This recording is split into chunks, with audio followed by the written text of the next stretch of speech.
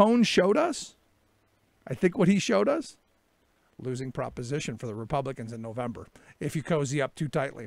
Going to be interesting. Anyway, when we come back and take a quick break, when we come back, we're going to talk a little bit about another campaign that I think is fantastic, a new video out by one of our favorite candidates, Omar Vaid, who is a union member running in New York's 11th congressional district. And we'll get the link out to the great video and talk a little bit. Look, like I said, Connor Lamb ran on.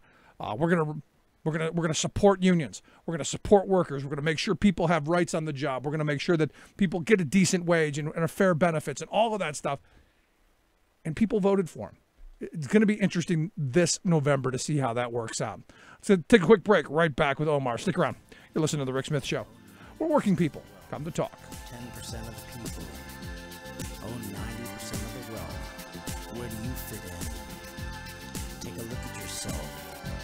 10% of the people own 90% of the wealth. Where smart policy and sound investment matters. The Rick Smith Show.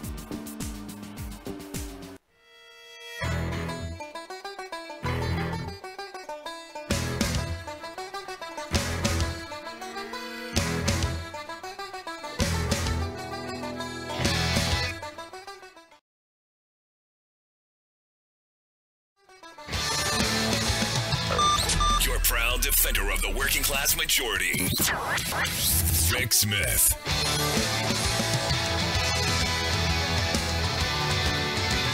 Yes, indeed.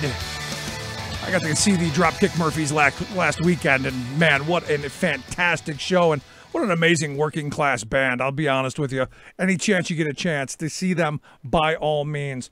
But look, at the end of this, as I've been saying, the candidates, I think, who embrace workers' rights, who embrace those economic issues that are going to make people's lives better, I think are those people who are going to come out on top this November. And I hope one of those folks is Omar Vaid. He's a union member, a candidate for Congress in New York's 11th congressional district. He's got a new video out on saying, hey, look, I'm a union member. This country has done right by me. What we are about is not what we're seeing coming out of Washington, not coming out of the Marmalade Mussolini, and we need to change things, which is why I've asked Omar to come talk with us.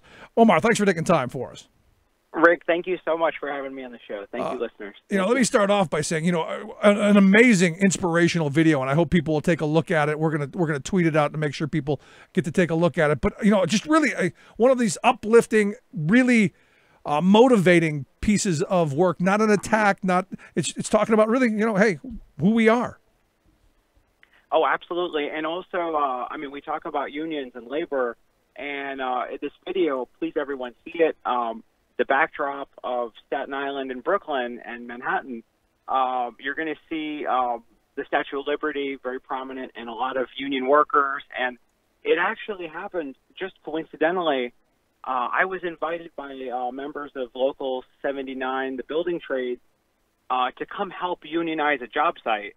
And I've been saying it all over in stump speeches, and union workers finally invited me to come unionize a job site, and there it just so happened the video crew was following me and tailing me, and there's a lot of it in it, and it's very inspirational to see the guys out there, and for me just to be a candidate to help create union jobs by unionizing, and that's something that we should see more of from candidates and leaders and elected senators and congresspeople, I think.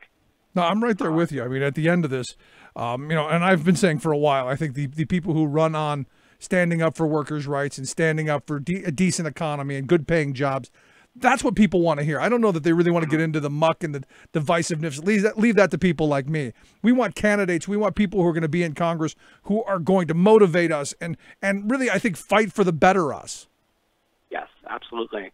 And, of course, in my district, and it's really, there's a parallel, yes, with Connor Lamb and what we're seeing with Iron Stash, with Randy Bryce, that embracing unions and strengthening them and creating more of these union jobs, it's nothing to be ashamed of to talk like that. And it's interesting because people will come up and disagree with you, and these are conversations worth having. about why this benefits the middle class and what the American dream means, and what a good job, and we protect these companies too with safe standards, and there's so much going on. But no, unions are absolutely under attack. And I'm proud that Staten Island is one of the highest concentrations of union workers definitely in New York City. And some of the earliest chapters of these unions are founded here. So it's an opportunity for me to partner, and we can show how proud we are. And it's just that, to me, I mean, Rick, tell me, because let me ask you for some advice. I have these conversations every day with Michael Grimm voters. You want to tell the people listening, the brothers and sisters listening, about Michael Grimm, who I'm challenging? One of those guys that I'm not a huge fan of. As I remember, one of those. He's a bully in my view. He threatened to kill a reporter, and he's definitely very far on the right, and he's very anti-immigrant, and he takes a very hard. He was endorsed by Steve Bannon, and he takes a very hard-line anti-immigrant view. And so, talking to workers, a lot of the building trades workers feel that their jobs have been lost to what they refer to as immigrant labor. And I like to correct that, and I like to tell them, guys, let's call them what they are: non-union laborers. That we don't know if that person is an immigrant or a citizen. We don't know by looking at a person. But we do know it's a non-union job site, right? So let's focus our energy on unionizing, on those things, on what we can really do that'll benefit us.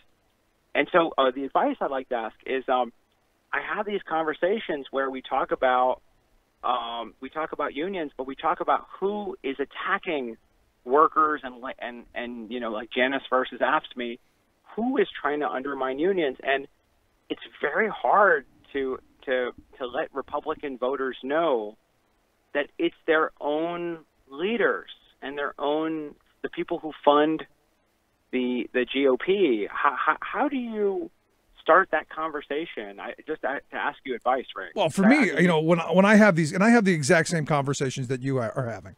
I've had these for years. You look at the reality. There's always been a war between capital and labor. And it's from the beginning of time. It's the matter of who gets what. Capital wants more. Labor wants their fair share. Capital has an insatiable appetite. It never ends. Labor is just trying to make ends meet. And I often say, capital, they want to make a killing. We just want to make ends meet. That's it. And, in that push-pull, it's not political. It's not Republicans or Democrats. There's no partisanship there. Money wants money. It doesn't care. It'll use both sides if it can. Where we've got to be focusing on is, at the end of the day, you've hit it spot on. It doesn't matter who's in that non-union job. It's still a non-union job. We need to make sure that every job in this country pays a living wage, has decent benefits, has safe working conditions. It shouldn't matter who's doing those jobs. Where we get into these problems is when we get sliced and diced and pitted up against one another. And I don't want to get off on a long rant here because I can go on for hours and days about this, because it's infuriating that we, after all of these years, have still allowed ourselves to be pitted against one another as white or black or Hispanic or African American or male or female or blue collar or green collar or ring around the collar. I mean, we've been sliced and diced and managed and pitted against one another to where we're eating our own. We're our own worst enemy most of the time, and the wealth class just sits back and goes, "Look what we've done." Yeah, I totally agree, and that's when I tell the workers. I say, "Look, we don't care who it is, as long as it's union workers, and then that way, what Michael Grimm's own. I feel like that I found the silver bullet to wipe away Michael Grimm's argument is that you're going on this far right wing. Sort of racial profiling of anybody who appears to be an immigrant visually, and directing energy toward that. And I'm talking about, what we're going to do positively to bring. I mean, we've lost, percentages have been falling of union workers, and of course, like the court cases and the far right wing are undermining us and our workers. And so, but we're talking about what we're really going to do, which is this new positive thing of creating these opportunities here at home. Right. And it's like the silver bullet that everyone listening, remember, that's the silver bullet to cutting through that argument, is talk about opportunity in the future. And definitely there is a connection between labor and immigration and workers and all these things. But it's really about, where did these jobs go? I mean, and why can't these jobs pay pension benefits and good health care and all these things? You know, it's because we're expensive, you know, that we're like, you know, seasoned, experienced labor, that you know your trade, you're going to cost more because you're, you know, it's like becoming a professor in a way. Like you've done the time to, you know, the 10 years to master that trade or longer. Yep. No, you're absolutely spot on. And the other thing that I often throw out, and this is one of those things that people don't ever come back with an answer for, you know, would it make your life better to make their life more miserable? I mean, honestly and truthfully, to attack them and to take from them, is it going to make your life any better? And the answer is always no. If we could make their lives better, we could make our own lives better, and collectively, we could all demand a little bit more of the wealth that we create. And this is one of those moments where, you know, Donald Trump may be right. We are the wealthiest country at the wealthiest point in history, and our corporations are making more money than they've ever made. Profits are higher than they've ever been. Yet, do you see salaries rising? Do you see the poverty rate moving? Do you see that booming, prosperous working class that our grandparents' generation had? No. What you see is a hoarding, greedy, insatiable wealth class who only wants more, and that was highlighted in the tax plan. And, you know, as someone like you who's running for Congress, I'd be hammering to death the fact that they made those corporate tax cuts permanent forever, on infinitum into the future. Yet any crumbs, that $1.50 a week that Paul Ryan was touting for the rest of us, that goes away in a couple of years, and we end up paying more. To me, that's class warfare, and we are getting our hats handed to us. And anyone listening who knows anything about manufacturing and the direction of, you know, American manufacturing that we've lost, you know, these trade wars with China, we've been losing because the Chinese, you know, they're unfairly dumping product, you know, in steel and things like that. And then to me, with the president, the thing about the steel tariff that people miss is, at first it looks like a good deal for us, especially in Pennsylvania. I know Pennsylvania is an important steel state, and at first glance, these things look like we're being offered something positive. But then when you look a little deeper, you see that it's an attack on American manufacturing packaged as a protection. Yeah, I don't know that I'm going to go there with you. I see it as a first step of saying that we're going to push back against China. We still don't know what the exemptions are going to look like at this point, and I don't want to get into a whole back and forth over this. But for me, I was at first I was definitely positively receptive. I am for import tariffs on products coming in to protect our trades and our manufacturing. But you know what, Rick? What really concerned me was the idea that if an American manufacturer was importing Chinese steel to be competitive, they would pay the tariff, but a Chinese manufacturer sending a fully finished product into America with Chinese steel paid no tariff.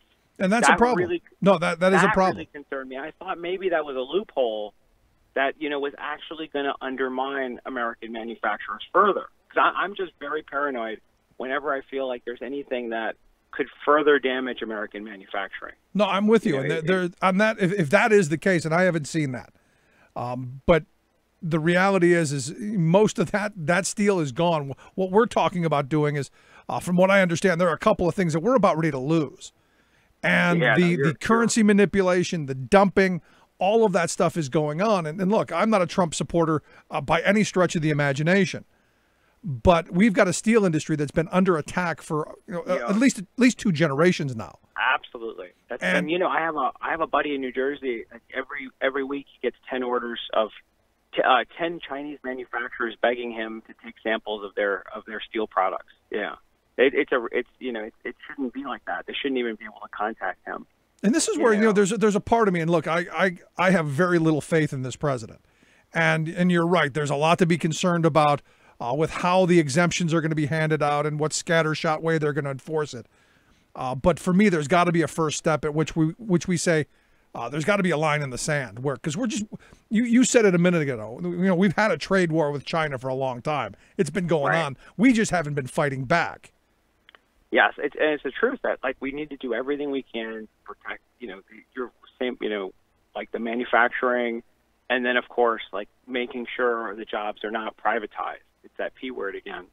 So that's what, and you know what, that's I feel like this kind of show, people like this is like the best example of free speech that we can sit here and there's like what Bill O'Reilly called a no spin zone. This really is one. Because I mean, I have these conversations in Staten Island with voters who lean to Michael Grimm, and I have to reel them in, and it's to tell them that that's brother or sister, the one who is trying to undermine your union, it's the same one that's funded by the far right, and these are hard conversations to have, and they're painful because you feel betrayed by your party. If you're a Republican voter, you are being betrayed if you're pro-labor. Well, I mean, the reality, Omar, and just to be honest, and I'll take a middle ground here, the Democratic Party has betrayed me for years as well. It's not just the Republicans. I look at these bad trade deals. Bill Clinton brought us the DLC Democrats, which, were very corporate-minded. We got the traded deals through there. Even had Obama, who was trying to ram through the TPP, which we could argue back and forth may have been a good thing to try and hold China into check. I'm going to agree. I'm going to agree with you on those things. Absolutely. But we're not going to go back and forth. I agree. No, but at the end of this, the hope is that where we see this movement forward, where we see folks like you coming to office, is that you're willing to think about this stuff. There's no blind faith ideology here other than we want the best for American workers. We want people to have good jobs with good benefits and a secure future. From that starting point, I think we can solve any problems. You're absolutely right, and it's like also for the kind of work that we do in this country, we're never going to engage in a race to the bottom because it's not something it would ever be worth our time to engage in, and so it's always about how we can make sure our history and our traditions and in terms of work and manufacture can be protected, so it's looking at that industry by industry, but not allowing corporate interests to really have a say. I think it's important because then you're back to them wanting to do outsourcing or looking for a profit or privatizing the workforce. They've just gotten too greedy. You're absolutely right. I mean, you go back to it, and I've had these conversations for years. You look at what the tax code has allowed in this country. We have created the wealthiest billionaire class in the history of civilization. We've got more rich people than we've ever had. And yet we've got more children who are going hungry. We've got veterans who are homeless. We've got infrastructure that's crumbling. We've got people who can't get health care. We've got education systems that are crumbling.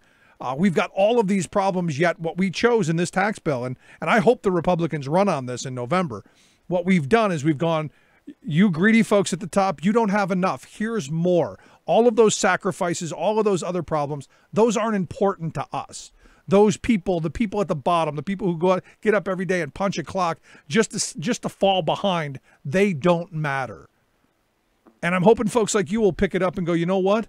Those people do matter. Every forgotten town, every forgotten worker, every factory that's closed and all their workers have scattered and have opioid addiction problems and drug and alcohol problems. Those people matter. And I'm hoping folks like you will take it. That's exactly what it is. It's that like Rick, you had your shot, I had my shot, and we were lucky. And it's to preserve that shot for the next generation, to make sure that the ones who are coming up and the ones who are struggling and having trouble, that someone's looking out for them and protecting them, and that workers aren't ever pushed into like unfair. There's a non-disclosure agreement they try to push on workers to try to take the ownership of their skills, so they couldn't work in another mill. That we own your skills, and it's like, when did that ever become a possibility that you could get someone to sign paperwork? And that's what it boils down to, representation, and that each congressperson, your congressperson, is your representative, and that's why I made that challenge that you can reach me directly, and I'll come and represent you. I'm happy to, because I see it as that's our job, is to show up and to stand up for that, to stand up for rights. Absolutely. Good stuff. And I hope people will take a look at your video. We tweeted it out. I hope people will because it's fantastic. I love the fact at the end you and another guy are playing basketball saying, look, I had my shot. And then you focus on the future, and you got a kid playing with a space shuttle. And, it gives me, it was one of those moments where I'm watching it, I'm going, this gives me hope. This gives me hope that tomorrow can be better than yesterday was. And I look at how bad yesterday was. I'm really hoping tomorrow's better. Yeah, I have a lot of faith in that workers and working people are going to get ahead and get much further ahead, because it's this kind of show that we talk about these things and air them out, and we examine them, and we're willing to disagree or agree, but just open dialogue, especially with the far right wing, who we disagree with, but we're even willing to open a dialogue with them, and we just want the divisiveness to end, and we all want to do well. So then we just want our fair share. Good stuff. Omar, I appreciate the time. I wish you the best. Please come back and talk with us again as this continues. I'm wishing and hoping for you. Thank you so much, Rick. Thank you. Good stuff. Omar Vaid. Again, check out his website, omarvaid.com. But again, like I said, the video I highly suggest. Let's take a quick break. Right back. Stick around. You're listening to The Rick Smith Show. We're working people. Come to talk. It's burning to the ground. Oh, well, I guess we're gonna find out. Let's see how far we've come. Let's see how far we've come. Well, I believe it all is coming to an end. Oh, well, I guess we're gonna pretend. Let's see how far we've come. Let's see how far we've come. We can turn to the clock, but I don't really know. I can't remember.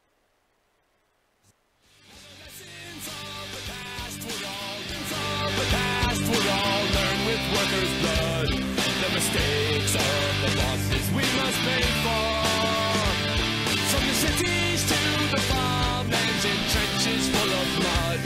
'Cause war has always been the boss's way, sir. Come on! The union forever defending the rights. Let's fight the right wing of workers unite. With our brothers and our sisters from many far-off lands. There is power in our... Yeah, that's what we learned on Tuesday night, that there most certainly is power in the union. Look at the 18th Congressional District out here in Pennsylvania, and it's one of those elections where you go, it really was the power of working people that pushed this over the top. And no one can deny it. The right wing, they can say, oh, it was a fluke, unique candidates, never happen again. And I'm not so sure. And this is the kind of moment, this is one of those moments where, a lot of the folks that I've talked to who are involved in this, first time involved, a long time involved, but this sense of empowerment and this sense of now is time for change. That's why I've asked Nina Esposito Viscidis to come talk with us. She's the president of the Pittsburgh Federation of Teachers, one of the groups instrumental in Tuesday's big win. Nina, thanks for taking time for us. Oh, thrilled to be here. It's been a great week. Am I overstating this? I mean, on the ground, I heard reports from people I know who live there, from people who I don't even know, saying, look, union members were everywhere. Absolutely, absolutely. That was the beauty of this. Victory does really represent what's possible when union members use their voices for collective political action. I thought it was great. Now, part of this is, labor has always come out for elections, but there was in my view, a special kind of energy to this one. And I don't know if it was, it was this particular race and it was Connor Lamb who brought them out, or if it was, finally we've had enough of the attacks. The Janus case was just heard. I'm not sure. Any sense in your end? Well, you know what? I really think, Connor, ran a great campaign, but I think that Rick Saccone was just such a bad candidate. He's against everything that unions and workers stand for. Just some of the things he has stood for, hurting education, retirement, labor. It was just a perfect storm that people just had enough of the negativity, and they wanted a change, and I think they spoke up beautifully. So was this do you think this was a referendum on Trump? Because, look, you had Saccone who ran out and said, look, I was Trump before Trump. I know. Oh, my God. Yeah, that's true. That put a death knell for me. But, yeah, absolutely. Absolutely. I think they saw a positivity in Connor's campaign that they did not see. You know what? They saw Saccone's record. They saw that Connor was absolutely for public schools, for students, for labor, and I think that health care, and I think his message resonated with people, and they turned away from the negative. Now, what do you say to the attacks from the far left, that he wasn't, pro-choice enough, he wasn't anti-fracking, he wasn't anti-gun enough? What do you say to those people? Because, there are some who are saying that, maybe the far left is going to harm the Democratic Party. I'm curious your thoughts. You know what? I feel that he was a perfect candidate for that area because people are looking for a middle ground. I do believe that. People are turning away from the far spectrum, and they want people to be able to work together and talk together about issues and come to a consensus. And I feel Connor Lamb was the best candidate for that because he is a bridge builder, and that's what we need. Yeah. We really do. We don't need polarization anymore. We need bridge builders. Yeah, we need to figure out how to get out of this moment that we're in, because the pendulum keeps swinging, and this is my problem. When you have the pendulum swinging far one side or even far to the other side, it ends up tearing us apart instead of figuring out how we solve problems. And then we end up in this era where nothing gets done. I absolutely agree with you, and I think that was so key in his message. I really do. He was not far. I mean, he was, as I said, he's a bridge builder. He gets it, and he's willing to work with people, not against them. And I think that's key. Yeah. And now, for me, part of what's been going on is I see this energy across the country. And in your district, that district out there just highlighted the fact that there are now people who maybe have never been involved in the political process stepping forward and stepping out into the streets. And we're seeing activism in places like West Virginia and Oklahoma and Kentucky, all across this country, of people who were never involved before. Do you think we're at this moment now where people have finally said, you know what, enough, we got to take things over, we the people? Yes, I absolutely, and I think it's about time. I'm really glad that people are finding their voices. I'm really proud of what the teachers in West Virginia have done, even though I think they deserve much more than what they got, but I'm really proud of them. I think for people that we had never seen work on campaigns before, wrote postcards, knocked on doors, made phone calls, sent text messages, they talked about labor to labor, about issues that we care about, and that's great. We see our kids standing up. We have a busload of kids going to D.C. next week. I think it's great that people are finally realizing that their voice truly does matter and that we need all voices in this. What do you say to the person who goes, Nina, this is just the leftward version of the Tea Party, and it'll eventually fizzle out? I'm curious your thought. No, I disagree with that. As I said, I saw more people involved and interested in this than I had seen people ignited for a long time. And I think it is the start of the movement. I think people are going to reject the pollers and realize that that's not the way to get things done. People are anxious now. They're tired of talk. They're tired of rhetoric. They're tired of the ends of things. They want people to come together and get something done. And I think that's what we have to do for education, for labor, health care, everything. No, I mean, when you talk to the average person, once you get past the, my team is the Democrats or my team is the Republicans, and you really talk, brass tacks. You talk about, what is important. You talk about health care. You talk about infrastructure. You talk about education. You talk about those things. I think the vast majority of people in this country agree on where we need to go. There are some who say we differ on the paths we should take, but ultimately I think we all agree that we want good, solid public schools so that all kids have an opportunity. We want people to be able to go see a doctor when they're sick. We want good quality jobs. It just seems that we all agree, but we've been, for one way or another, pitted against one another. And I'm hoping there's this pulling back to somewhere of a moment of sanity that I remember as a kid. But I'm just. While I'm hopeful, I'm just not. I'm not there yet. Well, okay. You know what? I am hopeful. I guess. You know what? And once again, I was right in the middle of all this, so it did give me a spark to see that people are committed to working together to get their voices heard and to get something done.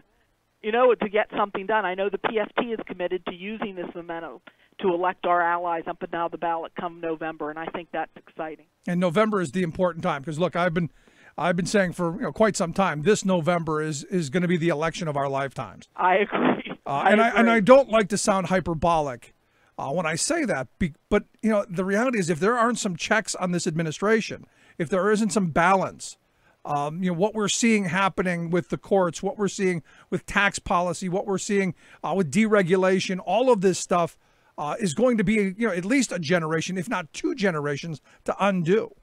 Right. You're absolutely right. And I'm glad that people are stepping up and not just lying down and giving up. They're stepping up to take a role in it. Now, I understand your union, and I remember last time we had you on, there was a vote for a strike authorization. You guys were in the middle of a very long contract discussion. Yes. And I understand you've come to some agreement, and that's a good thing. You want to talk about that a little bit? Oh, sure. We do have 3 tentative agreements. We hit a few glitches in the healthcare that we're trying to work through now, so we're going to get the ballots out to members next week, and we're hoping for a positive outcome. We hope our members are happy with it. Yeah, because I had some friends in West Virginia going, West Virginia, they shut down the entire state, all 55 counties, every school, some 270,000 kids out of school. And he goes, when's Pennsylvania going to do that? And I go, well, Pennsylvania's a little different state. They bargain individually, not with the state legislature. Very true. That's right. They have a whole different situation. I wish they had many of the advantages we have up in here in Pennsylvania. Maybe they'll work on getting some of those because they certainly help us. But I look at all of this activism, especially teachers, and we've had we get teachers on the program all the time. Talking about, they just want to go to the classroom and do the things that they love, and that's teach children and hone their skills and all of that. But yet we're in a moment where, it's the teachers who have been under attack for so long who have finally, and unfortunately on one hand, have said enough. And right. We're seeing, especially among teachers, the level of activism going through the roof. Absolutely. Teachers have always been a very active group. I think that's why I've always been drawn to teachers and why I became one. A very group of activists, but we're really seeing a lot of interest where they're saying, no, this is wrong.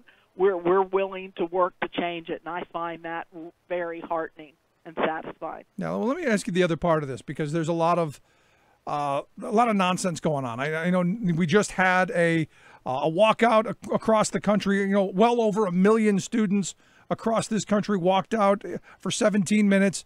On the 24th of March, there's going to be a massive march. Some are telling me probably bigger than the Women's March. And it all comes around to keeping kids safe in schools. Absolutely. And I wanted to get your thoughts on the idea of arming teachers, because it's my view, and you can share yours in a minute. It's my view. This is a distraction. This isn't really a solution. This is to get us to argue about something other than the fact that having these war weapons in civilian hands is a bad idea. But I'm curious your thoughts. Absolutely. I would take it from our AFT president. I'm stealing a quote from her because it's one of my favorites. That is absolutely one of the worst ideas in a long, long list of bad ideas, would be arming teachers. Ridiculous. There are so many reasons not to do it. But you interest me in your idea that it's a distraction. That could very well be. It's not just bad policy, but it's a distraction piece also. Because no one could honestly think that a teacher, with everything they have to do, would have to be trained as a shooter also. I mean, it's almost ludicrous to even think of. It's ludicrous. No, I mean, I'd read a really well thought out, extremely well thought out thread on Twitter of a soldier. He trained people to kill, and he said, how are you going to get teachers in the mindset to train while educating and be loving and nurturing and all this, and then train them to be killers? We train soldiers for years to be able to kill the enemy. How are you going to train someone to love and nurture a child and help them along, and then be able to simultaneously train to possibly have to kill one of them? You know what? You're absolutely right. And alongside of that, just think about how the marksmen are trained, and they have to be retrained. Police officers, whoever with a gun, has to be retrained every year.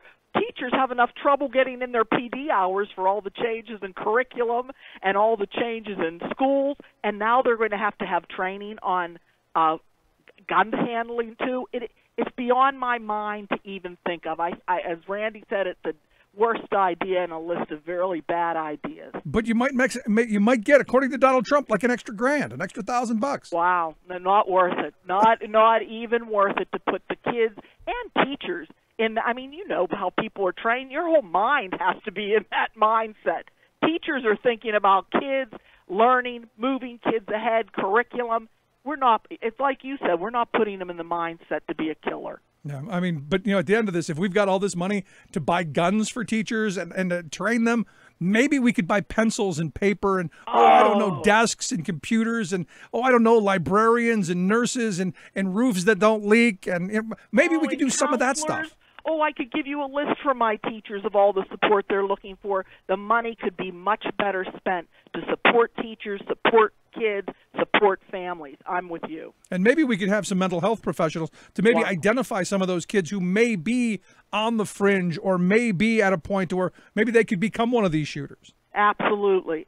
Oh, you've got it. We need the supports in our schools to raise all of our kids to be productive and happier citizens. See, but here again, it's much easier to debate about should we or should we not arm teachers. Right. Oh, absolutely. You're right. Your idea of being a distraction is a very interesting one. Yeah, we're like kittens chasing the string. Last question I've got for you, because we are at this moment, and November being such a big election this year. What advice do you give to your teachers? What do you want them to be doing in this next election? What are you hoping for? Oh, absolutely. We want them to be aware. We want them to join in the political action. We have political action committees. We have things going on here. We already have, we're doing endorsements of candidates. There's so many ways for them to get involved. A little involved, even writing a check is great involvement to a candidate that they endorse. So really, I would ask them to be involved even in one thing. I know how busy teachers are, believe me. Nobody knows better. But if they could find something, and I think they'll be surprised and pleased about how exciting it is to them also. Yeah, I mean, I'm looking at this moment of, I'm hoping we're at this moment, much like my grandparents talked about when they saw the mobilization that built the largest and most prosperous working class in the history of civilization, as workers came together, as people came together and fought for, better wages, hours, conditions, yes, but also a better society. Absolutely. Good stuff. Yes. Nina, I appreciate the time. Great talking with you. Always a pleasure to talk to you. Thanks so much. Call anytime. Thanks so much. Nina Esposito Visquitas, president of the Pittsburgh Federation of Teachers. Love to hear your thoughts. Is it a distraction? Do you think the gun issue is just a distraction like I do? On the teacher front, or is this real serious policy? Love to hear it. Rick at thericksmithshow.com. Quick break. Right back. Stick around. You're listening to The Rick Smith Show. We're working people. Come to talk.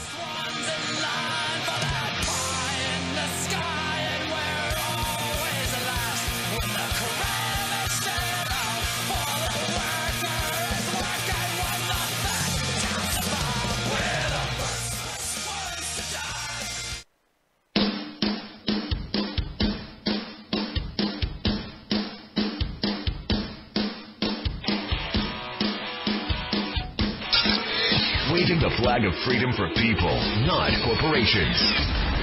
Rick Smith.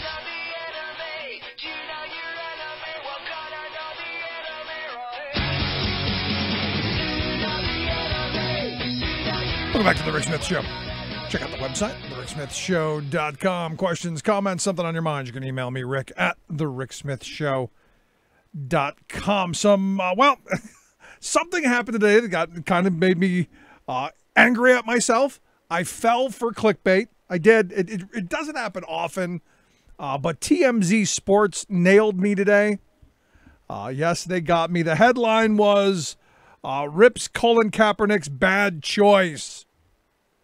And I'm going, gee, what did OJ do now? What could possibly OJ be?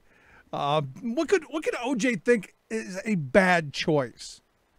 What could be something that virtually everybody believes a double murderer would think is a bad choice? And evidently, kneeling during the flag, the national anthem, was a bad choice, and an attack on the flag. And I'm going, I got to be honest, I don't really know that I want anything from OJ. he should just be happy he's out of prison. Now it's interesting that they did talk to him about Donald Trump, but he said that he agreed with Trump on Kaepernick, but that he wasn't sure if he would have voted for him, and how he went to Trump's wedding with Marla Maples, and I'm reading this and I'm going, why am I doing this to myself? Why am I this dumb? I got the main point. Okay, it was a bad idea to kneel. I actually think it was a good thing to do. I actually think I give the guy credit. But yet, there are going to be some who, no, he's attacking the flag. You know what? The flag is the symbol of our freedom. And there are no icons. There is nothing above having that freedom to speak about. Just my thought. And also today in Stormy. Every day seems to be a Stormy Daniels day, doesn't it? Evidently, Stormy could face she's going to face a $20 million lawsuit over damages. Trump's lawyer has filed a suit in Los Angeles federal court, stating that she violated the hush agreement that required her to remain silent, and she broke that. He is now suing for $20 million. And if he gets it, you go 130 grand, 20 million. Maybe it wasn't a bad home equity loan that he took out to hush up a porn star for an affair with your buddy. Yeah, maybe. And look, I wish I had friends like that, to be honest with you. Just saying. Now, the other part of the today in Stormy, evidently 6 women have come forth that are telling similar stories. And I'm going, is it the similar stories that, Michael Cohen, the lawyer, was paying them off? At which point, how big is this guy's house? I mean, honestly, how many loans can you take out to hush up porn stars? And if that's the case, you got to start asking the next bit of questions. How many other people are paying hush money to people of, various bits of information? How deep does this hush up go? And look, nobody seems to care. The evangelicals certainly don't care about the porn star. They don't care about his infidelity. They don't, and I don't. I'll be honest with you, I don't either.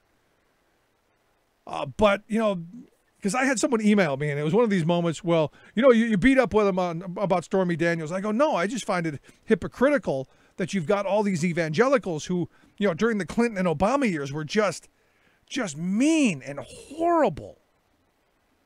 And yet this guy who is horrible gets a complete pass.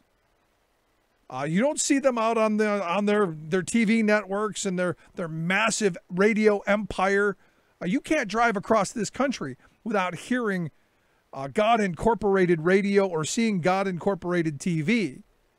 And for all of those years during the Clinton years and all those years during the Obama years, it was just bashing them and bashing them. In fact, it got to the one point to where I'll still never forget it. There was one of those programs going on about Michelle being a man. Her name, it's Michael Robinson. She played football. And I'm going, you even came up with an alternative ego for her. And yet this guy gets a complete and total pass on this. Now, would I care if he had 6 more porn stars that they paid off? I don't care that he did it. I care that they were paid off. I care that there looks to be a pressure point at which you can be leveraged, a pressure point at which you can be manipulated, a pressure point at which you can be, dare I say, blackmailed. And you go back during the election, this was the talk all about the stuff around Russia. How much in that Steele dossier is actually true? How much of that is actually true?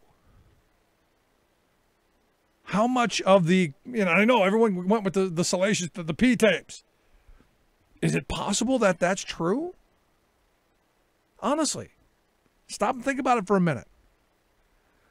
All we know, does that seem so far out of the realm of possibility? Does it seem so far out of character? I would argue no, not at all. I'd love to hear your thoughts. You can email me, Rick@thericksmithshow.com. If you missed any of today's program, thericksmithshow.com is where you get the podcast, The Rick Smith Show app on the smartphone. Take the program on the go wherever you go. If you listen on a station that only picks up the first hour, head on over to thericksmithshow.com. For everybody else, right back after this.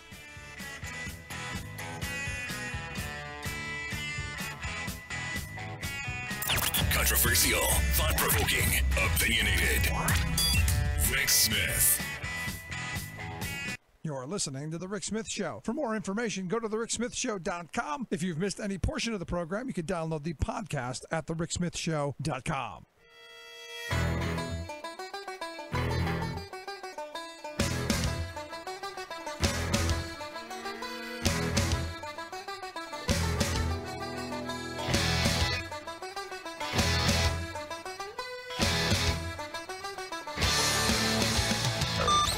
Proud defender of the working class majority, Rick Smith. What a crazy, crazy week it's been. Starting with the firing of Tillerson, and of course, the Trump's aide, that his personal aide that they literally threw out into the cold. No coat for you. To Tuesday's, just incredible victory in Pennsylvania, to Wednesday's, massive march and people in the streets across the country, to yesterday's chaos and insanity where we find out that, the Russians did hack into our infrastructure. They did get into our energy grids, and they did get into our water supplies, and oops, maybe they didn't get into the nuclear stuff as far as people think, but they got in. And then, today, more Stormy Daniels news. What a crazy week. And this is only 1 week. And this isn't even the worst week. That's the sad part. And here to give us some thoughts on the week that was, our good friend Isaiah Poole. He is the founder of Poole Media. Isaiah, thanks for taking time for us. My pleasure. So what was your favorite part of this week? Was it the billionaire Betsy thing on Sunday? Was it Connor Lamb? Was it Tillerson out the door? What was your favorite part of the week? Well, it's actually pretty tough. I mean, getting fired by a tweet is quite high up on the list. I mean, if anybody thinks that we have a president who is running on all cylinders, the way that the Tillerson firing unfolded is really one of the top exhibits for how dysfunctional this White House and how dysfunctional our president is. Yeah, well, do you think it's possible that he was, maybe just in the bathroom on the can going, "This is how I would fire him if I meant to," and then hit send by accident? Well, speaking of being on the can, did you see the story of Chief of Staff John Kelly actually saying that he had given Tillerson a heads up while he was actually sitting while Tillerson was sitting on the toilet in one of his overseas stops because he had gotten some stomach problems eating some Ethiopian food. Yeah, I heard that. But the happiest guy in all this is going to be Tillerson. I mean, you just thank God to be out of there. I think so. Tillerson was for a person who shoots from the lip. And has no sense, doesn't consult advisors, doesn't pay attention to briefings, not interested in process, not really interested in diplomacy at any level. Rex Tillerson, by all accounts, was really a bad manager of the State Department, and morale was through the floor at State while he was there. Yeah, I mean, we've heard those reports. But even with all of that, he was one of the adults in the room. And that's the scary part. But here's the thing. This guy's the business guy. We were told that, business people were going to come in, they were going to whip everybody up into shape, and everything was going to be great. And yet we find that all he did is he went in with a meat axe and started hammering things. And, of course, morale went through the floor. Of course, the mission suffered. And I got to argue, there's part of me that thinks that's what Trump wanted. Well, yeah. I mean, what we know is that if business people really knew how to run everything, Toys for Us wouldn't be going out of business sales right now. Okay? There is that. And keep in mind that government institutions are fundamentally different from businesses. They don't run on the same principles. They exist for a totally different purpose. And, Rex Tillerson apparently thought that he could, disregard the so-called deep state folks and disregard the fact that every Secretary of State before him, regardless of what party they came from, had a fully staffed cadre of professionals in assistant secretary positions representing various corners of the world so that they could get solid advice on how to deal diplomatically with problems around the world. I mean, it's just very fundamental. And, and we've had secretaries of state that at least I had that baseline understanding for the last 3 or 4 presidents before now. Yeah, I mean, it's almost as this administration and even Tillerson despised expertise. They despised knowledge. It seems that way to me. And as you look through the kinds of selections that have been made during the cabinet, there was actually a funny article, not intentionally funny, but there was an article in the Washington Post today about the fact that McMaster's is on the chopping block, the National Security Advisor. And the article said that he was looking at John Bolton and the name of the other guy, it's going to come to me in a second, but the criteria for the criteria that he was using for selecting Bolton was because he liked how Bolton presented himself on TV. Well, I'm sure Larry Kudlow was right there as well. Oh, yeah, and Kudlow is in that category as well. Yeah, I mean, it's about the ratings, don't you know? He's going to get him good. He's going to get a good TV ratings. Exactly. But this is the thing. This is not about deep levels. At least Kudlow, who you and I would disagree with him vehemently on virtually everything. And in fact, there's an article I haven't had a chance to read yet, but there's an article out there about all of the things that Kudlow has gotten wrong over the years. Virtually everything. Virtually everything that has come out of his mouth has been wrong. And look, it's one of those. It's almost so bad that you could have done with like the chickens. You could have just put paint on the chicken's feet and thrown out a couple of things, and whatever the chicken stepped on would be right. He got less right than the painted feet chicken. Well, yeah, which how far we've fallen is that I would look at that and say at least Kudlow can string a sentence together on television. Well, there is that, although be it wrong. Yeah, right. So, but I think there are a couple other things that I think were highlights. By the way, there's been all this talk the last couple of days about Andrew McCabe being fired. And the Washington Post has just published that, in fact, Andrew McCabe just did get fired. Okay, because I would have bet on that. I was going to guess that. Right. In fact, I said it the other day. I said I expect him to get fired because this is the Trump MO. He is. Yeah. Just the fact that you can stiff this guy out of his pension, that is just going to get Donnie all tingly in the panties. Exactly. How much more mean-spirited can you get? Then you have. This guy was going to retire on Sunday. it was I believe it was Sunday at the end of Saturday.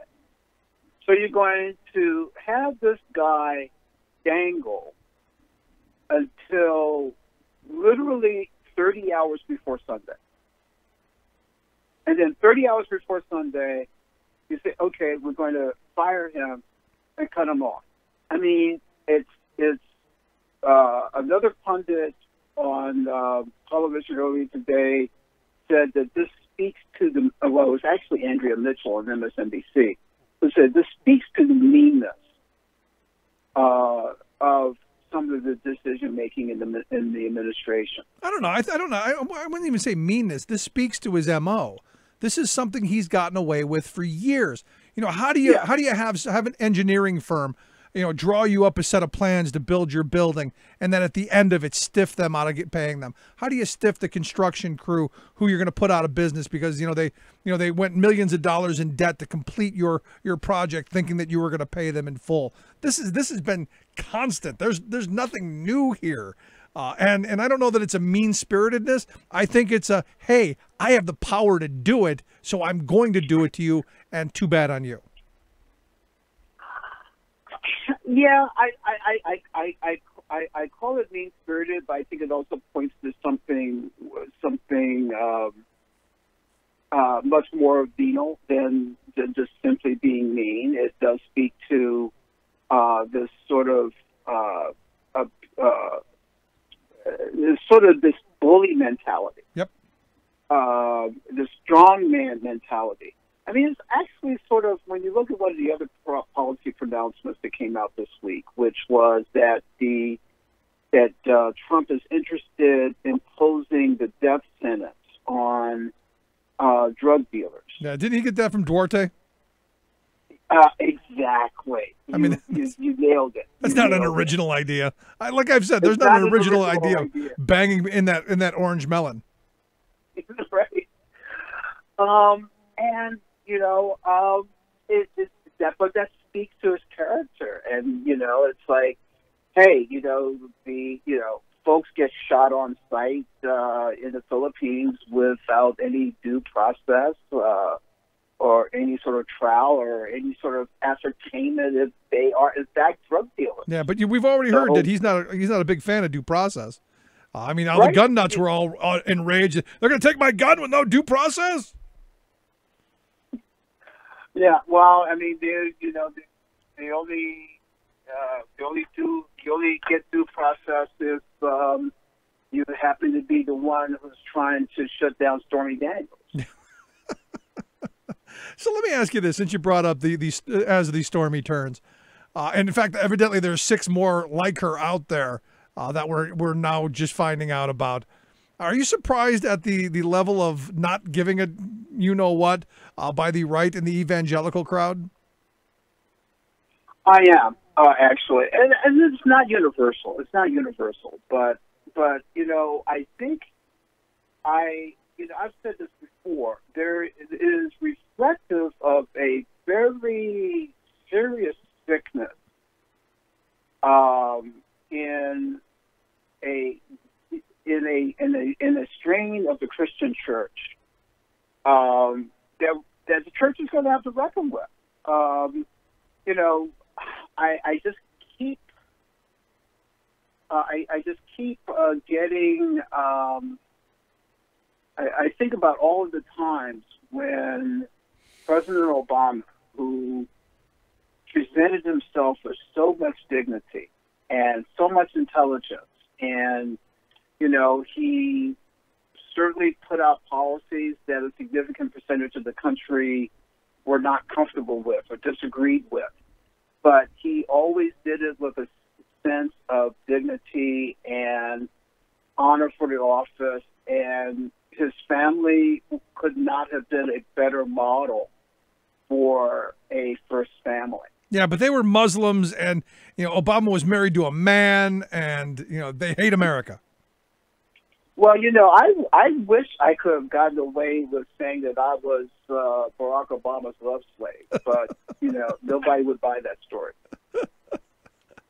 Hey, wasn't it? No, wait a minute. There was a guy who was supposedly What was it, Larry something or other? Yeah, it was on one of the pages of the National Enquirer a few years ago. So Larry Sinclair, that's who it was, because it was actually I actually had him on the show a number of years ago. Pastor James David Manning, who used to call him the long-legged Mac Daddy. That's right. Actually held a whole trial, a whole mock trial to prove that Obama had an affair with Larry Sinclair. Yeah, well, it's like, but there are a whole long list of people who would love to have had an affair with Barack Obama. Trust me. I guess I got an email last night, and I was going back and forth with this, and the woman said, could it be that all of the Stormy Daniels things, Melania knew about all of it and was okay with it, just as long as she didn't have to do it? There is that. But I do want to talk about that victory in Pennsylvania, and which I thought, and that is a beautiful segue, by the way. Just to let you know. Yes. And I think there are two thoughts that I would sort of bring to the table about this. I know there are a lot of progressives out there who say that the Democrat in that race was conservative on a lot of issues. He was pro-gun, all of that. I think in 2018, I am in the camp of saying, whatever it takes to gain control of the House and the Senate, we have to do it within reason. And look, they within reason. Yeah, I mean, they paint Lamb as this conservative on a certain level, and there are some things he has conservative positions on. But it's my view with him especially is that he's reasonable and he's willing to talk about those things. He doesn't have those harsh ideologies. And, he, like he said, on the abortion issue, he personally, I think I hold the same kind of belief structure. Personally, I'm not in favor of it, but it has to be safe and legal, and it has to be, not something that he's going to go pursue. And I think I agree with that. And I agree with that position. And so, I mean, I think there are people like Connor Lamb, where I would say, he doesn't, he may not be like with me on every issue, or may not be identical to me on every issue, but if he is in the ballpark of helping us turn this country around and turn some of these policies around, then I'm all for it. And but I also say that Connor Lamb's win does not prove that you have to be a quote-unquote centrist in order to win. What do you mean by that? Because we haven't proven, in other words, that we have to run, that Democrats have to run as Republican-light candidates. Oh, I disagree. I don't want that, because I agree with Harry Truman. You give voters a choice between a Republican and a Democrat that acts like a Republican, they're going to choose the Republican every time. Right. And I think we have to tune out the voices who say that, no, you cannot run on a robust health care program that moves us away from, being controlled by big pharma and big medicine. Yeah. No. What I think you have to have, though, Isaiah, is people who run on the district. You couldn't get a far left candidate elected in that district. He was the perfect candidate for that district. And I think this is where local control is so important. Why I want the DCCC to stay the hell out of all of this stuff. This is where I think the reality is you hammer stuff out at the local level and let the people decide. This is our country. It's our democracy. This experiment of self-rule is about us. Yeah. And I think if you get good Democratic candidates who can listen to the voices of ordinary people, And you can't go wrong with that. I mean, I think what all of us are asking for is candidates whose ears are tuned to ordinary voters, the guys who work 9-to-5 jobs, the folks who are working in factories and in the dollar stores and in the restaurants, and then who the nurses in the hospitals and so on, and that those voices are the predominant voices in that candidate's head, Yep. not the voices of the NRA and the Chamber of Commerce and the big corporations. And the Koch brothers. So last question I've got for you. And the Koch brothers. Real quick. I mean, was this a referendum on Trump, and is this the way forward? Do you see this as the way forward? Oh, absolutely. Absolutely. I think this is very much a referendum on Trump. And even though, I think that all of the 100 or so House seats that are more contestable than that Pennsylvania district was, or the Democrats going to win? No. But, listen, it looks really good that we can win 25 of them. And I think we ought to follow more or less that same formula of just being with the people and being with their anger and being with their concern about the direction of the country. There you go. Isaiah, I appreciate the time. Great talk with you. I look forward to talking to you again soon, man. Absolutely. Keep up the fight. Thanks so much. Our good friend Isaiah J. Poole, head of Poole Media. Quick break. Right back. Stick around. Listen to The Rick Smith Show.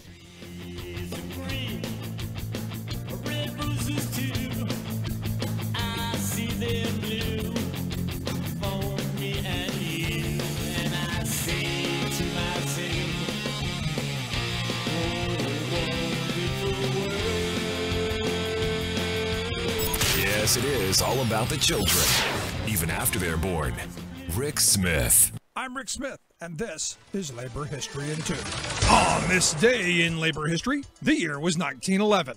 That was the day Big Bill Haywood of the Industrial Workers of the World gave his speech on the general strike. He presented it in New York City at a fundraiser for the Bucafori Defense Fund. Vincent Bucafori was a shop representative for his union. He faced repeated harassment and discharge by his foreman for executing his union duties. Finally, as witnesses described, the foreman fired Bucafori and punched him, drawing blood. Then he came at Bucafori with a heavy object. Bucafori shot and killed him in self-defense. He was charged with manslaughter, convicted, and sentenced to 10 years at Sing Sing prison. The IWW raised money for his defense and fought for his acquittal and release. Haywood arrived at the fundraiser to deliver the keynote speech titled The General Strike. In it, he reviewed the rich history of workers' actions since the days of the Paris Commune in 1871. He also raged against electoral reform. He stated, quote, "The broadest interpretation of political power comes through the industrial organization. It gives the vote to women. It re-enfranchises the black man and places the ballot in the hands of every boy and girl employed in a shop. Makes them eligible to take part in the general strike. Makes them eligible to legislate for themselves where they are most interested in changing conditions, namely in the place where they work." He continued, quote, "You have all the industries in your hands at the present time. There is justification for political action, and that is to control the forces of the capitalists that they use against us. That is the reason that you should fully understand the power of the ballot." Labor History in 2 brought to you by the Illinois Labor History Society and The Rick Smith Show. For more information, go to laborhistoryin2.com, like us on Facebook, and follow us at Labor History in 2. Your proud defender of the working class majority. Rick Smith.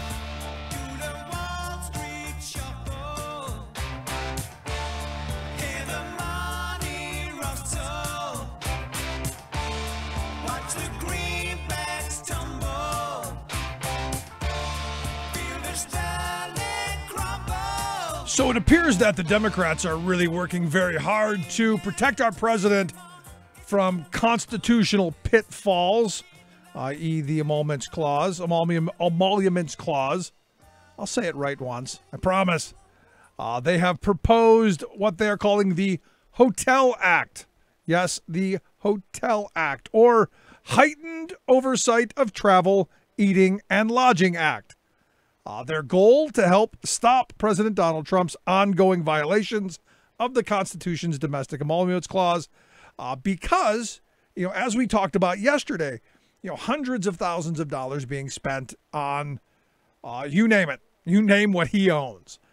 There was, I forget the numbers, it was like 138,000 yesterday that we talked about, just in money that was spent over a very short period of time. I think it was the first 8 months of the year at Mar-a-Lago and other hotels. The one in D.C. was like $900 for a single night. And you go, the reality, and this is where we'd also talked about the American Petroleum Association, how they had their little soiree at his hotel, and then all of them marched over to the White House to beg for handouts. And you go, there's the appearance, and again, not saying that it's intentional. Yes, I am. I'm not saying that it's a way to grease his palms. Yes, I am. I'm not really saying that it's a way to curry favor. Absolutely, I am. But here's the thing. It seems to me that by all of these things that are going on, you're enriching the Trump organization, which is all they really wanted. I really don't believe he really wanted to win. And I've talked to so many people who have that idea as well. He just wanted the free PR. He wanted the adulation. He wanted the applause. He wanted everybody to speak nice to him. But he didn't really want to be president. It's a lot of work. And it takes some bit of sanity, and it takes some bit of consistency. It kind of infringes on executive time. So it looks like the Democrats have come up with this idea to make sure that, we keep a check on how much money is being spent in the Trump Organization hotels. Jamie Raskin, a Democrat from Maryland, has proposed the piece of legislation. He said if the president does not have enough respect for the Constitution to refuse extra government payments beyond his official salary, then we must cut into the unlawful payments of that at the source. And again, you look at the amount of money that's spent on just golf carts for the Secret Service. I mean, it's mind-blowing. And we don't pay Groupon rates. There's no discounts. There's no Diners Club. There's no, I'll get my coupon book out and look for the golf carts at Mar-a-Lago. There's none. There's full retail price. And if you remember right, as I do, right when he won, he doubled the price of being a member. And I'm certain all of the other prices went up as well because, hey, now he slaps the presidential seal all over everything. So this is the attempt of our Congress. Now, it's not going to pass. Trust me, this is going nowhere. This is going to die right here with the press conference. The Republican leadership is never going to take this up. Not going to happen. But it's important to have these conversations and to point out just how much of our tax dollars is being wasted. I mean, the fact that you got Ben Carson in his $31,000 dinette set. You got the guy at EPA who's got his own skiff, who's got his own Secret Service detail. He's got, first-class travel. Travel. Mind-blowing how much frequent flyer miles this administration is racking up. Mnuchin himself, over $1 million in travel. And you go, stay in Washington. We don't want you anywhere else. Look, you went out to UCLA and they booed you. You fought not to let us see the tape. Stay in D.C. Go to your office. Go every day. Open the office door. Sit in there. Close it behind you. Do something. Shuffle papers. Bend paper clips back. I don't care. Stay home. Because remember, and again, I do. Wasn't this going to be the guy who was just going to be the workaholic president? He was never going to leave. He's going to work, going to be in D.C. all the time. Yet he's exceeded 100 days of golfing. He's only been in office, 340-some days? 350 days? I wish I could go golfing a quarter of the time. That's really what it is. I think I'm kind of jealous. But I also have an idea. Maybe Raskin can put out a piece of legislation to say, we want the president to golf every day. Just stay. Since we're paying for it anyway, just stay. Just my thought. Again, that's why November so very important. And we're going to take a quick break. When we come back, and talk to somebody who's running for Congress out in California.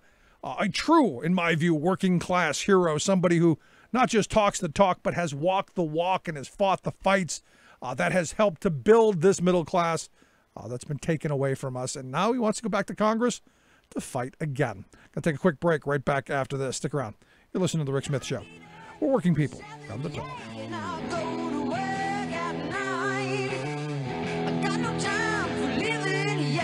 I'm working all the time. It seems to me I could live my life a lot better than I think I am. I guess that's why they call me the working man. Making the blue blood see red. The Rick Smith Show. Rather than a healthcare system, our country's leaders have kept us shackled to a corporate care system, allowing insurance giants, drug company gougers, hospital chains, and other profiteers to ration our care based on whether a family can pay whatever outrageous price the corporations demand to maintain their exorbitant profits. While the guiding ethic of physicians, nurses, and other caregivers is first, do no harm, the corporate owners of the system impose a contrary ethic. First, maximize our profits. Thus, despite Americans spending some $3.2 trillion a year on health care, more than any other country in the world, 28 million of our people have no health coverage. Tens of millions are so underinsured that they can't use the policy they're paying for. 1 out of 5 adults can't afford prescription drugs they need. Our people are less healthy than other advanced nations. For example, the U.S. ranks 42nd in life expectancy, and CEOs and top shareholders of the system are hauling off multiple millions of dollars each. Can't we do better than that? Of course we can, if we start treating healthcare as a human right rather than a corporate profit center. And doing this doesn't require a whole new complex system. Congress can just extend America's successful Medicare program to every man, woman, and child in our country. This egalitarian Medicare for all idea would deliver comprehensive care, be much easier for patients to navigate, and be far cheaper than today's rip-off system.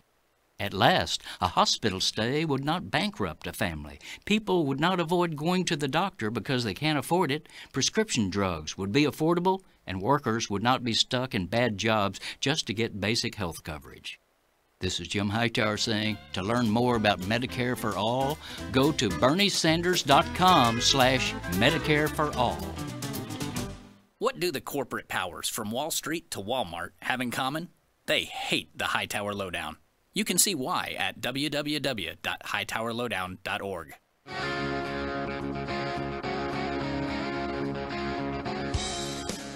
Yes, it is all about the children, even after they're born. Rick Smith.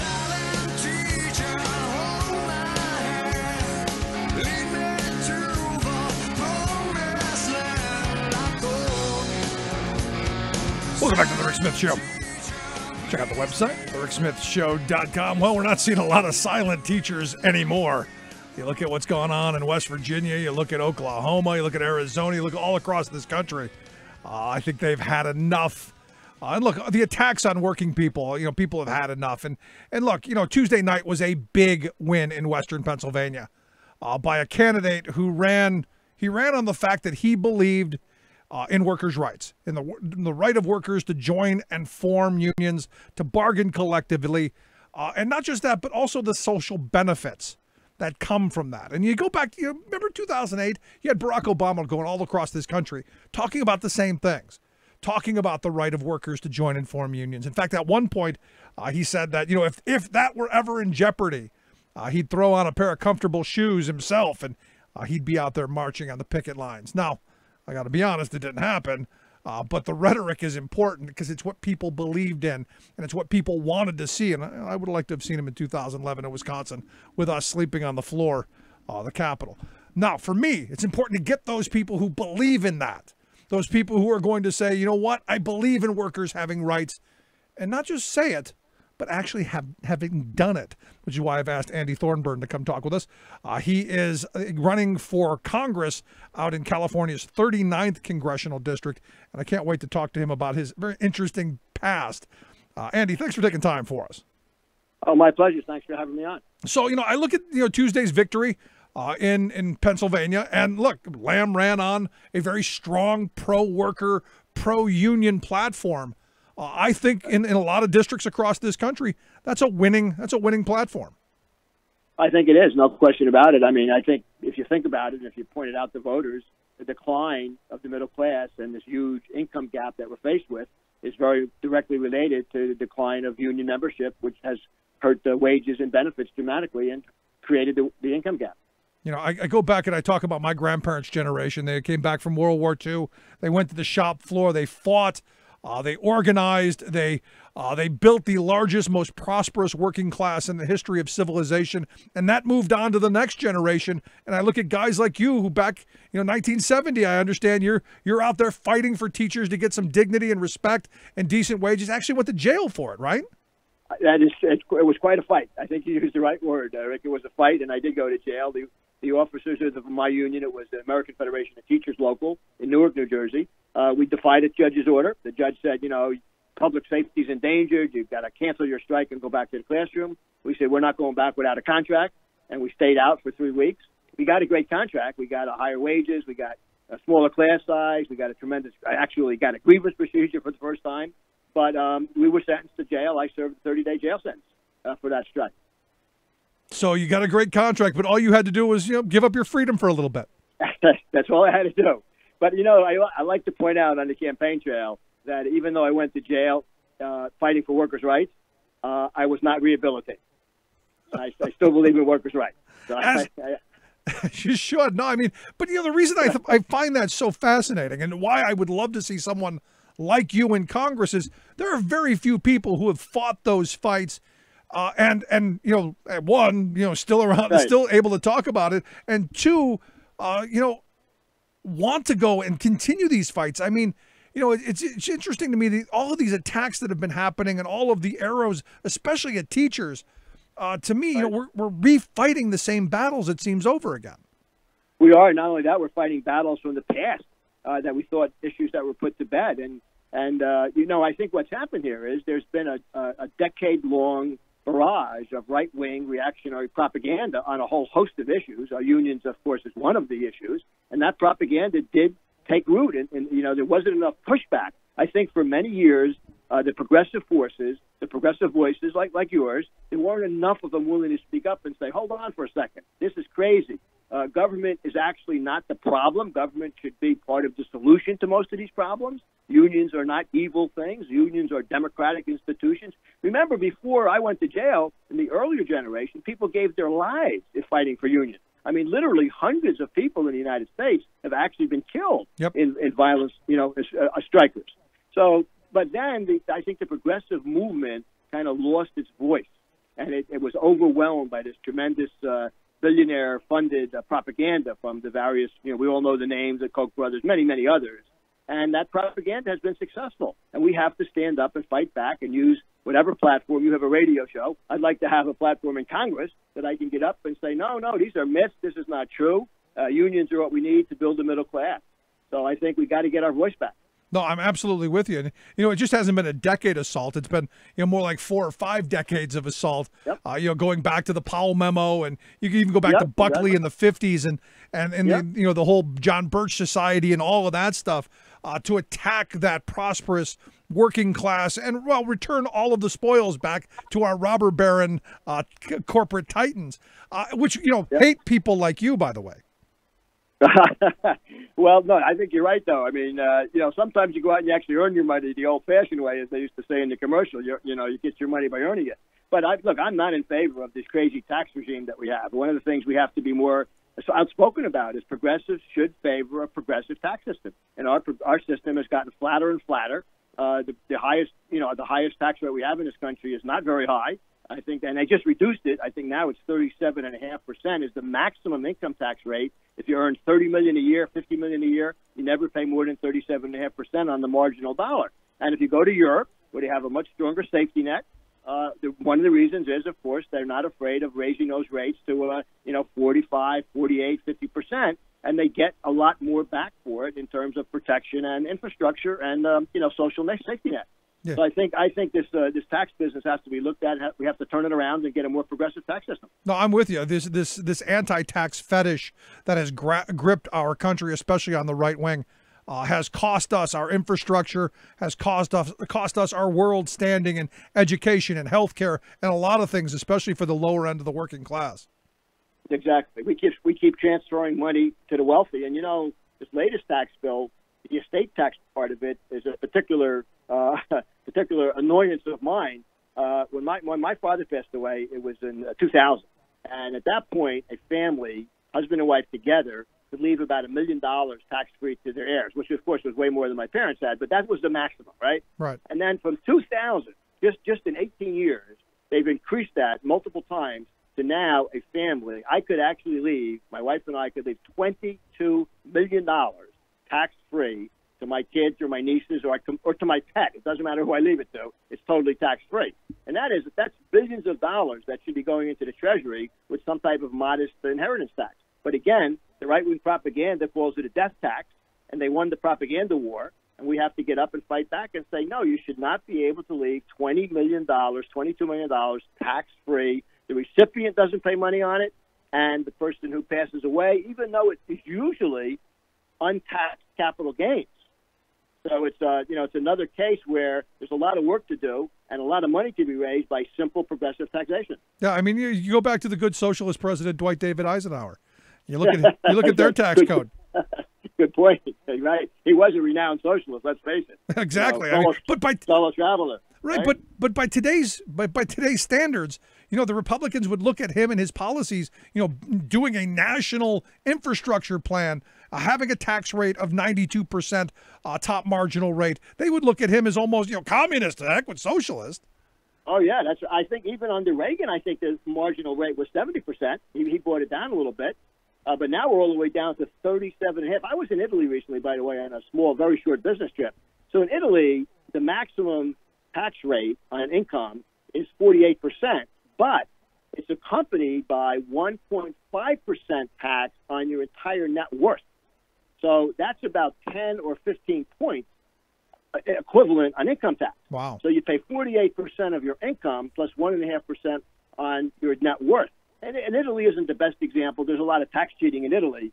But generally in Europe, you're going to find those kind of rates. 50, 52, 55%. Scandinavia is up above 50% on a maximum marginal rate. And they're very healthy societies. They have better medical care than we do. Their life expectancy is higher than ours. Their infrastructure is general. They actually have trains. You can actually get on a train in most of these countries and go from point A to B by train, which is pretty hard to do in the United States. No, you're absolutely right. But and to highlight your point about Reagan, it was 70% when he took office because JFK had taken it down to 70, and by the time he left, it was 28%, which cost George H.W. Bush the election because he actually raised it because we were getting into such deep debt. But let me ask you this, because you're a guy who has done pretty well over your lifetime. You've done pretty well in business. You've got not just the good union background, but you've also got some business sense. You've done well. You should be thrilled that this tax code is going your way. You're the winner in this game. You should be thrilled with that. Well, I certainly did make some money on it, but I'm not thrilled. I think it's going in the wrong direction. I'm a big believer. I think the philosophy that should guide us, I think, Rick, is what I would call enlightened self-interest. So, I mean, my self-interest and your self-interest is not how much money can I make today? What can I do in the short term? It's in my best interest to see your kids educated. It's in my best interest to see your kids go to college or get a good career and have a good income. It's in my best interest if everybody in the country is healthy and can be productive. So if you look at self-interest, the way the philosophers did in the 17th century, the 18th century, it's enlightened self-interest. It's the reason that Henry Ford, one of the most illiberal people you can name, realized that when it was in his self-interest to pay his workers enough money that they could buy the cars he was producing. And I feel that way personally. It's in my best interest to have a society in which people are healthy and productive. And that requires a higher tax rate than we have now, and I'm perfectly happy and prepared to pay my fair share at a higher rate. Good on you. Maybe we have people on from the Patriotic Millionaires every once in a while, and they tell the same story. Because look, there's actually a group called the Patriotic Millionaires. I did not know that. Yeah, and we get them occasionally. And look, at the end of it, they say the same thing. I want to make sure that we have productive workers, and I usually ended up by going, and you don't want someone busting through your gate with a pitchfork wanting to put your head on a stick. That's true too. I mean, that's something I'm not looking forward to. If things get bad enough, and I fear that inequality in this country is so bad at this point and getting worse. And this is for whoever is sitting in the halls of power in Congress or in state legislators across the country. This is a central issue of what's going on in this country. You go back to John Edwards and the whole talk of the two Americas. We are there. Right. There's no doubt we're there, and I think the corollary to that is just as frightening. The social inequality, which does lead to a dangerous social situation that could lead to revolutionary circumstances. Unfortunately, under the Trump administration, it's accompanied by the same trend in terms of democracy. So we're not only having more economic inequality, which creates a fervent, a social revolutionary tone in society, but at the same time, we're losing a lot of the democratic institutions, whether it's through voter suppression or gerrymandering, or the electoral college deprives us of a president once again. So there's a lot of anti-democratic forces at work at the same time. So we're actually losing out both socially and politically. And that's a very dangerous combination. No, I'm with you. And then you throw into that all of the gerrymandering and the voter suppression and the cross-check and the, you just go down the obstacles of people being able to participate in the elections and participate at the ballot box. It just seems like there's all of this tearing apart at the fabric of this wonderful experiment of self-rule. Exactly. Well, think about it this way. The right wing, for some reason, wants to make it hard, not easy, to vote. They make it difficult to register, then they make it difficult to vote. And you would think that if you're committed to democracy, and the right wing's the one always ranting about patriotism and America and the Constitution, it seems you would want to make it as easy as possible to register and as easy as possible to vote. That's what democracy is all about. And we are definitely in danger of going in an undemocratic. I mean, we already are going in that direction under Trump, and we have less democracy than we had a few years ago. Yeah, it's scary, scary times. You're listening to The Rick Smith Show here with Andy Thorburn. He's running for Congress in California's 39th District. His website, ThorburnForCongress.com. We'll get a link at TheRickSmithShow.com. Andy, I always ask kind of the same question of people who have decided that they're going to take that step across the threshold and say, yeah, I'm going to put my name on the ballot, which I guess is the old Teddy Kennedy question. Why? Why are you doing this? Well, every time I meet someone in Washington, they say, why do you want to come to Washington? So I get the question a lot. But in my case, it's a pretty simple answer. For me, it is public service. I wanted to run many times. I was building a business that you alluded to. I didn't really have the time to step back because a business is an all-consuming enterprise, really, all-consuming project. But I finally got to the point where I had the time, and then Trump got elected. And I said, and my friend said to me, Andy, stop talking. This is the time to shut up or, put up or shut up. We don't want to talk to you anymore if you're not going to run after talking about it for 5 or 6 election cycles. So I said, you know what? At this stage of my life, I've been successful. I should mention to your listeners, when I went out to California in 1999, I had nothing because I had gone through a bankruptcy and lost everything in another business venture that was totally unsuccessful. And I came out to California with nothing, started over, took a job with an insurance agency, was able to buy the agency later, turned it into a thriving international insurance company, and I want to give back. I said, look, I've got to the point where I have the time and the money and I think the resume in terms of life experience to give back, and I think the best thing I can do to give back and move towards the values that I believe in is to run for Congress and try to get that congressional seat and use it as a platform to go back in the direction of progressive values. Well, good on you. I mean, what lesson did you learn from the bankruptcy, if I can ask? I don't know that I learned a lesson in that sense. I've always been a risk taker. In that particular case, the risk didn't pay off. The main thing I learned, honestly, was there's nothing that you can have more important than a loyal and supportive family. Because the only thing that stayed intact for me during that bankruptcy was my wife was unbelievably supportive. We've been married 37 years now. We've been together over 40 years. And I'll tell you, through that bankruptcy, which dragged on for years, there's all kinds of mini crises and difficult days. And finally, the sheriff comes to your house one day and nails a notice to your door. We're selling your house in 30 days at an auction, and there's nothing you can do about it. And it's pretty stressful on your family. But through that, not only did my wife stay with me, she actually went back and took very low-level jobs. She has a master's degree in library science, and she had taken off to raise the kids. She went back to work to support the family, even though she couldn't get a librarian job right away. She took whatever job she could get. And she never once, in all those times, in all the bad moments we had, she never once threw it up to me and said, you know, Andy, you screwed this up. We had a lot of money before, and you did this to us. She was just supportive. So, I mean, the only lesson I learned, it's a critical lesson, is there is nothing more valuable in life than a supportive partner. Yeah, good for you. Last question I've got for you. What are your two main issues? What are the two main things that, if at the end of the road here, let's say you get elected, what are the two accomplishments you want to try and say at the end? This is what I was able to do. This is what I wanted to do. Well, that's a very good question. I think it's an easy answer, though. The first one by far is Medicare for all. I've been an international medical insurance executive since 1999. I'm a big believer in single-payer Medicare for all. It's the only way to provide affordable, accessible health care, to everybody in the country. So I'd love to be part of getting that done. It's obviously going to take a lot of work and a lot of coalition building, but that would be a tremendous achievement. I'd love to be part of that. Second of all would be education. I think in education we need to do two things. We need to make college free. Again, I do agree with Bernie Sanders that every 4-year and every 2-year public institution should be tuition free. Certainly we can afford that in this country. But the point that I think wasn't emphasized enough, we need to provide skill-based training for the 70% of the population, 65 to 70%, that does not go to college. Right. So if I could be part of instituting a nationwide skill-based apprenticeship-type program where the unions provide the training, because they're very good at apprenticeship programs, and private enterprise can describe the jobs that are high-paying, and the federal government can fund it, those are the two things I'd love to do: educational funding and Medicare for all. Yeah, I mean, that second part, and I'm thrilled with that answer. Was part of what President Obama tried to do with the Workforce Innovation and Opportunity Act, WIOA, and Trump has just stomped that.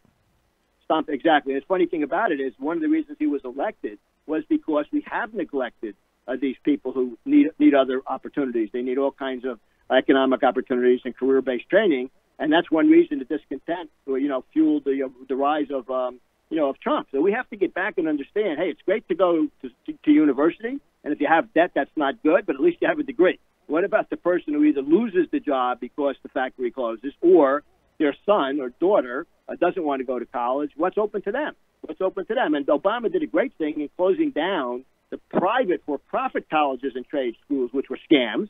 And now you see the Trump administration opening up again, so people will end up with debt and still won't have a skill. So we got to get back to publicly supported public institutions that provide skill-based training for the majority of the people who want to have a good career, middle-class life. They need to have a career path with really modern skills. Yeah, and also continuing education and all of that. Those are the fantastic policy ideas. And look, I hope you do well. I would love to help push those ideas forward. Andy, I wish you the best, and I'd love to have you come back on and keep us up to date on what's going on. It'd be my pleasure. Thanks so much for having me. Love to be on again. Good stuff. Thanks so much, Andy Thorburn. He is running in California's 39th District. ThorburnForCongress.com. Check it out. I think this is one of those races that I am going to keep my eye on. Quick break. Right back. Stick around. You're listening to The Rick Smith Show.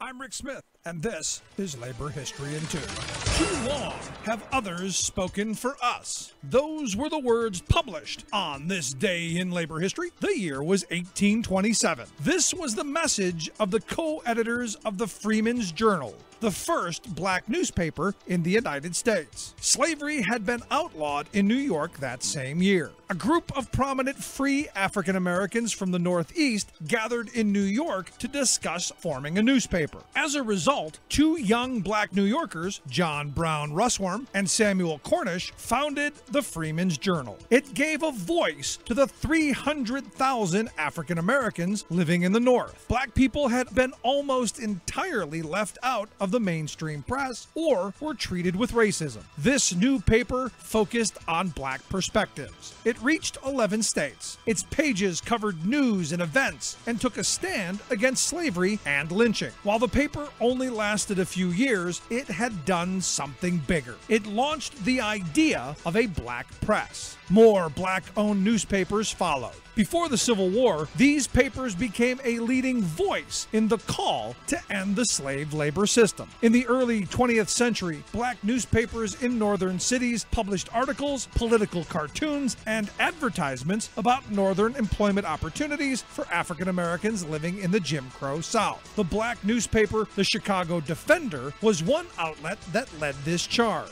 In 1916, the paper published a political cartoon showing a black man with a broken ankle chain. The word labor was written across his back as he headed toward a train car labeled Northern Industries. It's estimated that 1.5 million African Americans moved north during the Great Migration between 1915 and 1930, transforming the labor force of northern cities.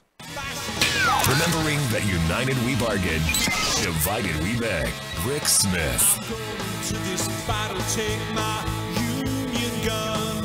Gonna end this world of slavery, for this war is one you're bound to lose. You fascists, goodbye. Let's jump into a couple of emails that I got today. Meg writes, heard your discussion on the possibility of the NRA being in bed with the Russians. As you were talking, I was thinking there's no way that could be true. No way a red-blooded organization like the NRA could have had dealings with the Russians. And then I started looking around at articles by extremely reputable organizations saying the same things. And I thought, why am I now just hearing this? How did we miss this? Do NRA members know this? And thank you for opening my eyes and forcing me to dig into this. A lot of this there, Meg. First of all, Meg, I'm hurt that you had to go and find more reputable sources than me. But I'm glad you did. And I tell people, everything I say, you can find. Go look for, go research yourself, find your own facts. Find your own, because everything I talk about is there. And then if you want, challenge me. Send me an email. Say you're an idiot. Of which the next email did. Kevin writes, Rick, I'm sure that you've been told this before, but you're an idiot. And yeah, thanks, Kevin. Appreciate that. And Kevin basically goes on this it's a long email. But, he says, you were one of the biggest distractors because the gun was not the problem in Broward County. And he goes on that, there was federal greed because, there are crime statistic numbers and, Nicholas Cruz should have never been able to buy a gun because, he had been arrested and, blah, blah, blah. And it's true. All of this is part of the true. He said, it wasn't the program. It wasn't. They say he wasn't in a program, but of course he wasn't in there because it was willfully overlooked his criminal behavior. And maybe that is true. But again, the gun helps. Just saying. Now, he goes into, I had talked about the other day about in California, there was a teacher who took a gun to school and shot into the ceiling, and he takes exception with this. He thinks that this was all staged. The teacher was a left-wing, Saul Alinsky, rules for radicals, disciple, and he did it on purpose. That's what I gauge from this, that this is a setup. And I'm sure the teacher losing his job by shooting a bullet into the ceiling is exactly what the guy was thinking about as a trained police officer with a gun accidentally shot into the ceiling. I'm sure, Kevin, that was exactly it. And you're right. I'm an idiot. Thank you. Also, Janice writes, Rick, heard your segment with the Teachers Union president, and you're spot on with regard to arming teachers as being a distraction. We must stop following the string, as you put it. You are spot on guns. Well, again, thank you. I like to finish up on growing my ego. Thank you so much, Janice. I appreciate it. You can email me, rick@thericksmithshow.com. I do answer all emails personally and appreciate the thoughts and the back and forth. And even you, Kevin, thanks so much. Again, what a week it's been. Thanks so much for tuning in. If you missed any of today's program, thericksmithshow.com. That's where you go to get the podcast, the Rick Smith Show app on the smartphone. Take the program on the go wherever you go. And again, as always, you can email me, rick@thericksmithshow.com. Thanks for being here. We'll see you Monday. You've been listening to The Rick Smith Show. Together, we can make America better. Email rick@thericksmithshow.com or interact with us anytime at thericksmithshow.com.